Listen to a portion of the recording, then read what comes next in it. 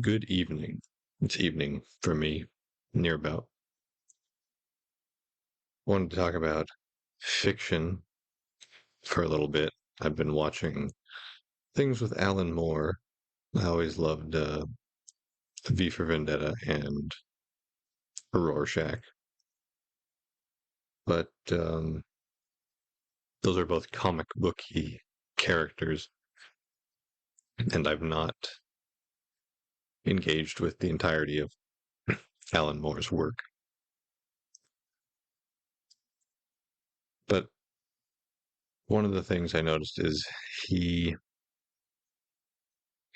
makes magic into a mental phenomena.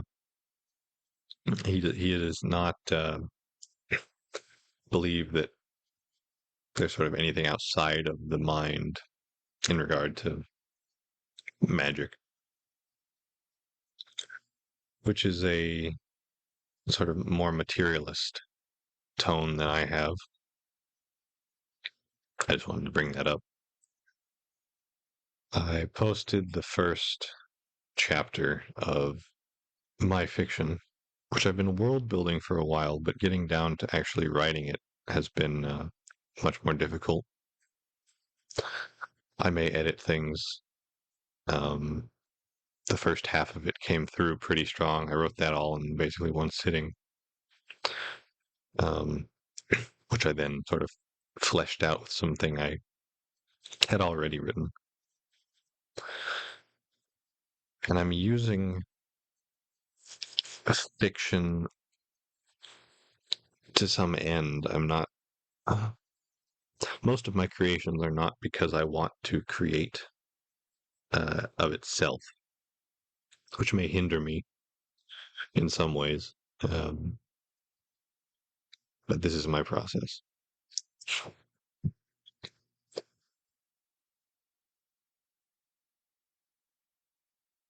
I'm wanting to express in a way more digestible to people of all ages, really, as long as they're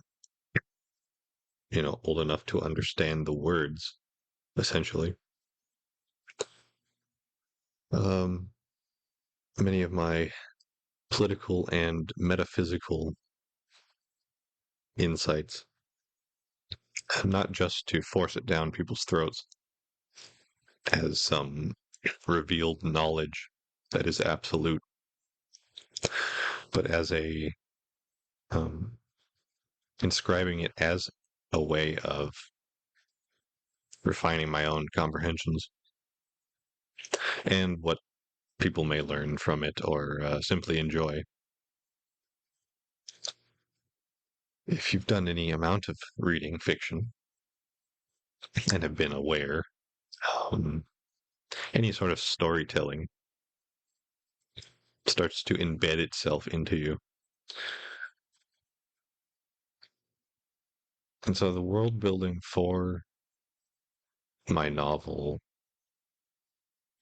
sort of came about in wanting to make more dramatic or accessible the already present methods of magic that we experience on a day to day, from psychic research to prayer and things more materially comprehensible, such as just learning in general. What is the mind doing? Because the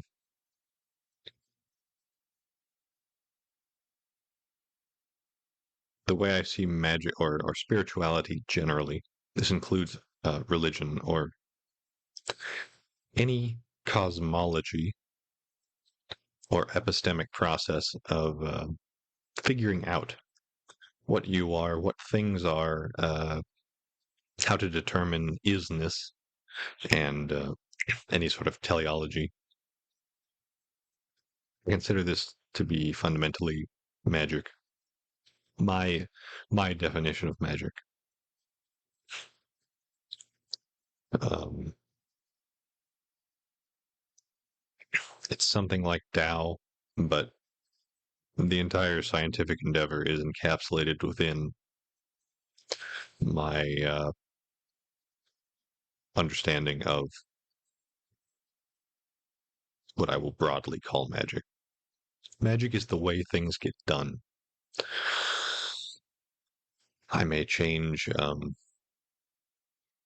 I may come up with new words instead of magic for it, but the materialist lens has painted the things we had words for in the past with just simply new words like psychology and demonology and the appropriation of spirits into um, germs, parasites, mental illnesses, things like this. We see the terminology and methods of the old world simply be adapted to modernity without too much change into the processes. And even more so now with we have lots of insight into what sound and music is doing with the healing processes, whatever else, and that architecture is, of course, crystallized or frozen sound. So by understanding this, the resonance of the world you live in and your resonance, because it's always a dual sort of breathe in, breathe out, your lungs and the trees outside you. Everything sort of forms this dual structure.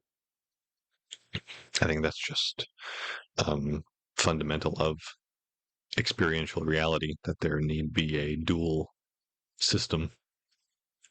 Without man and woman, there could be no reproduction. There could be no generation. Um,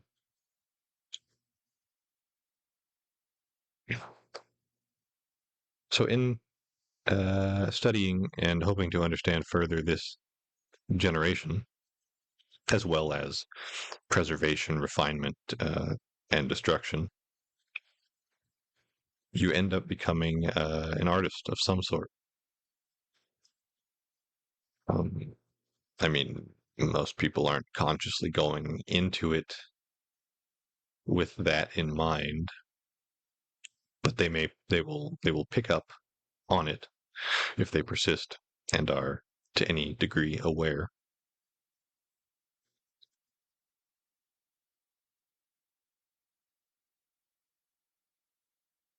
It's like people who become enlightened through knitting. It's very funny. They just go through a process, and through that recognition of one pattern, they see the meta pattern.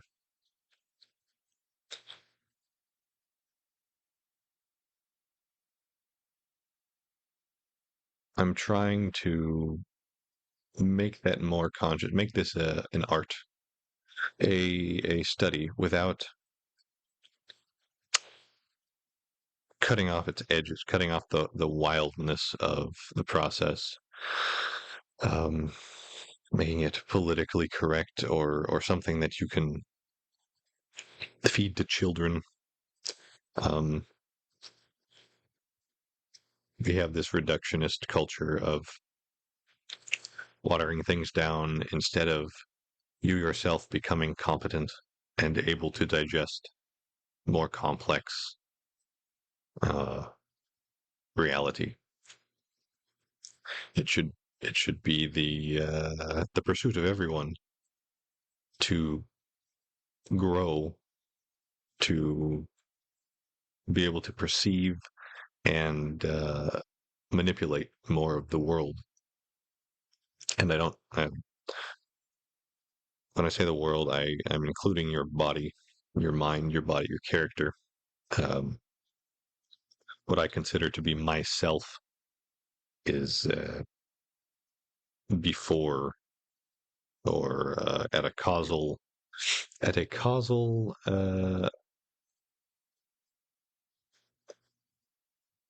What I am is a hierarchy above my body, my mind. these sheaths, these coats upon my soul,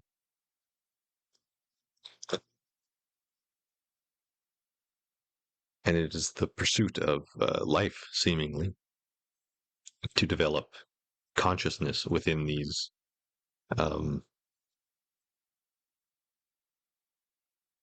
fractal generations. The the ever the ever branching cosmos, and in each little flower that comes up is a new chance for the whole to become manifest in the finite. This is sort of what we're all doing. Um, it is the main.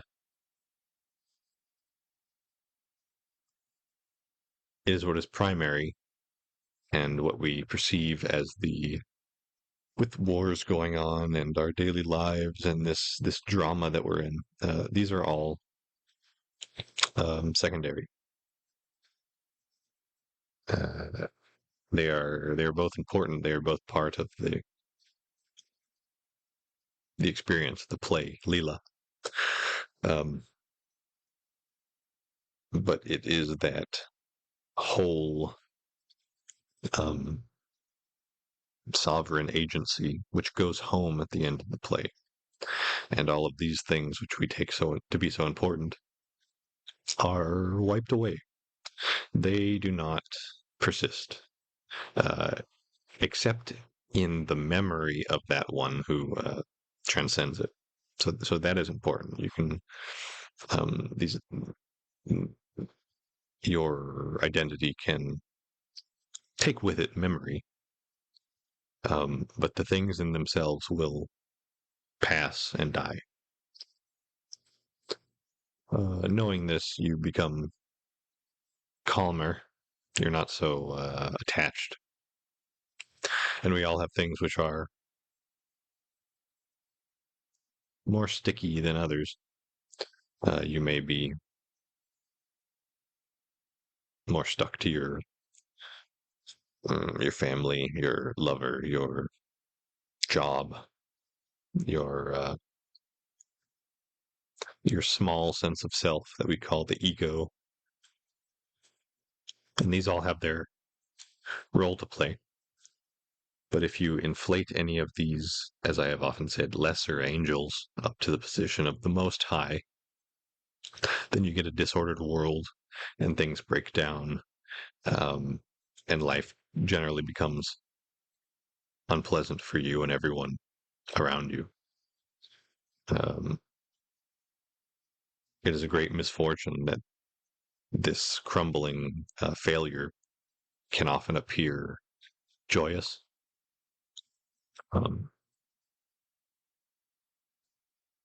Many times in life, I would have preferred that poor choices have some sting to them and not a seductive sort of a salve, a numbing agent, to where you only realize long after the mosquito has stung you that you are now itching with regret. Um,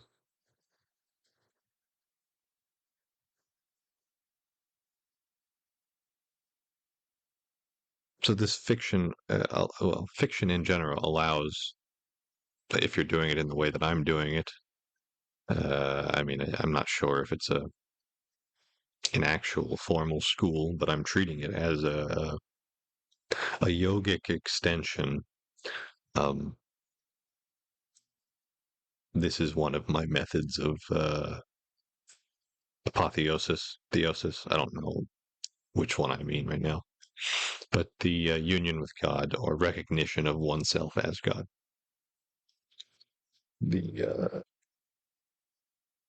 the refinement of consciousness in the finite small self to recognize that great one which bore it. Um, these are complicated ways of saying self knowledge. Know thyself.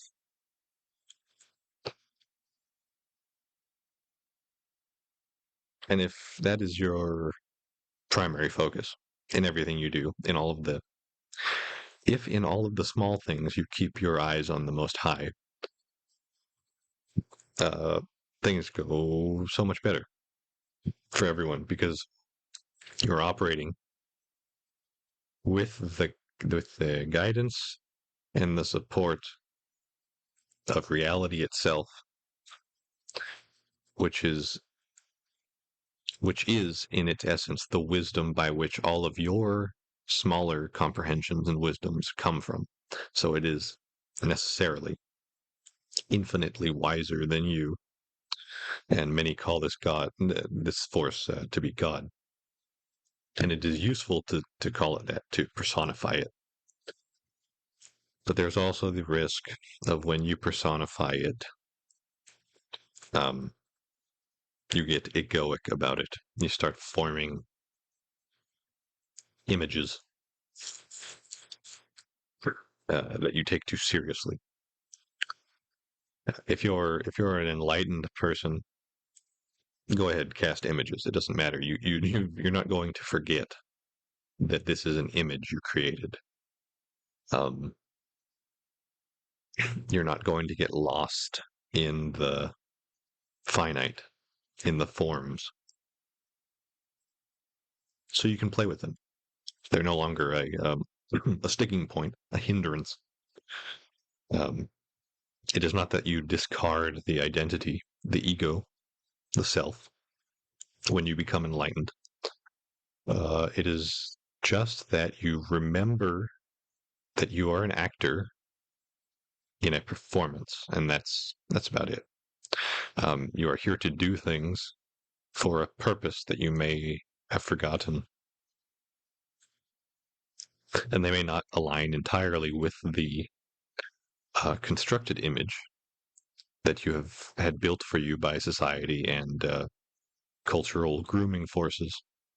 The reinforcement methods of getting a reward and getting a punishment that you receive through life that train your animal parts to behave. Um, there's a great risk with the systems we have, and you see it all over just interacting with people who are mostly animal in their nature. They are not. Uh, they haven't the self-awareness, the awareness that they're aware, realized, so that they may be at a distance from themselves, so that they may look at themselves as a more objective observer.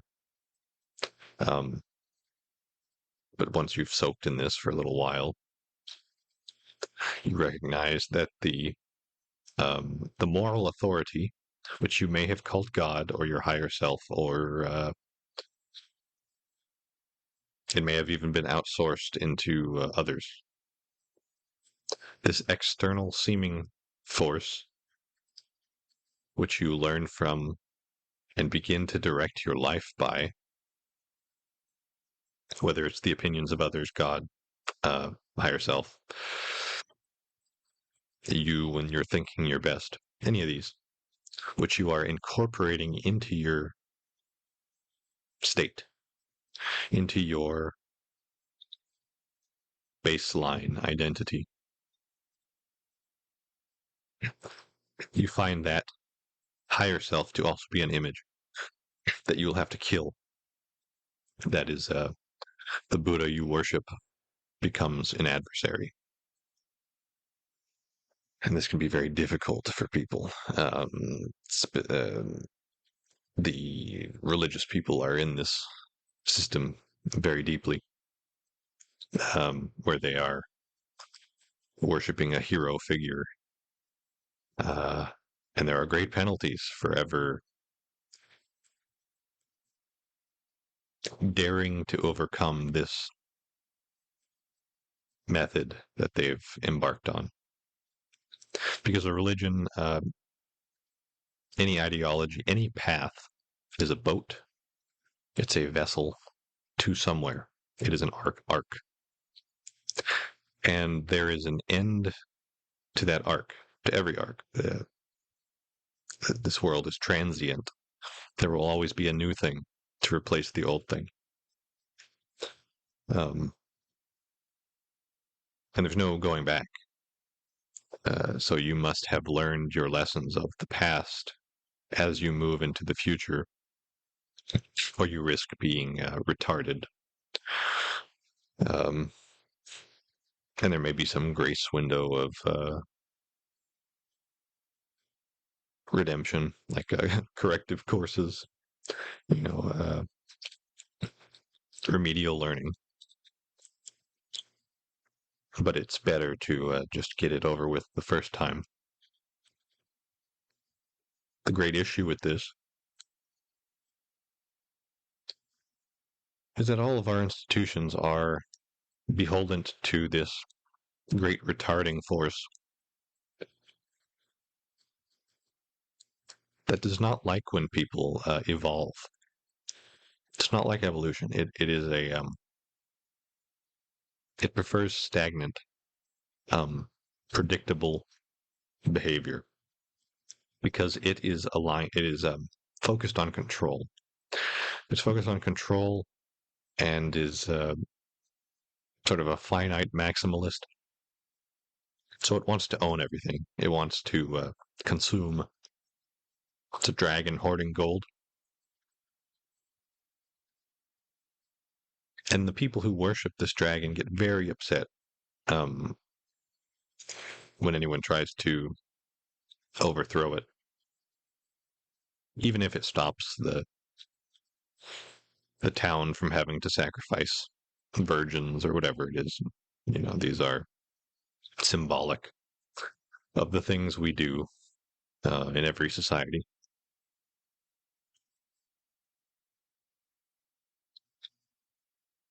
And by entertaining this mythic structure, by reading or producing it yourself, which is the path I've embarked on, it is to weave these mythic structures um, to learn of it in the same way that you would build a house to learn that process. You are constructing a world, a narrative.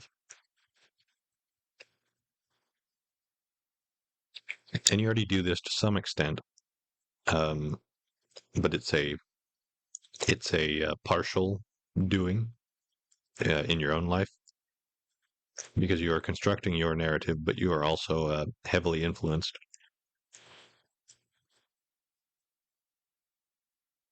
And it is this creative process that allows you to increase your sovereignty, the amount of control you can inflict upon a creation. You sort of have to fight for it. It's not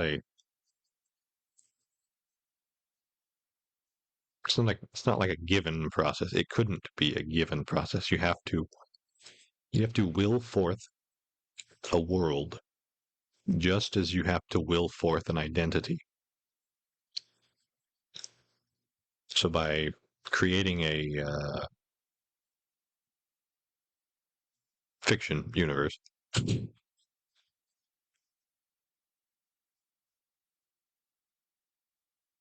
I am exploring the art of identity formation in a way that is more easily accessible by most people. If you do things directly, a lot of the time, people won't get it because they're I don't know, if you lay something out in a formulaic, more scientific way, they see the boundaries of it and tune it out. They think they already know what it is because it's been formulated in a direct way, and it doesn't penetrate deeply enough into their psyche for it to really change them. That's why people get really changed when they're reading fiction that like clicks with them.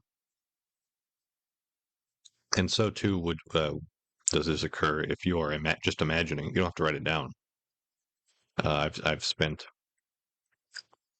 far many more years writing and imagining in my head than I have actually writing. In fact, the writing part is the most difficult for me. Um, I would much rather be able to sort of project my imaginations to where other people could see them and to where I could sort of set them out, um, plot them directly from my mindscape without the intermediary of typing. But we don't have that yet. Not quite. So I am making do as much as it pains me to actually go through the hard work of stringing a linear story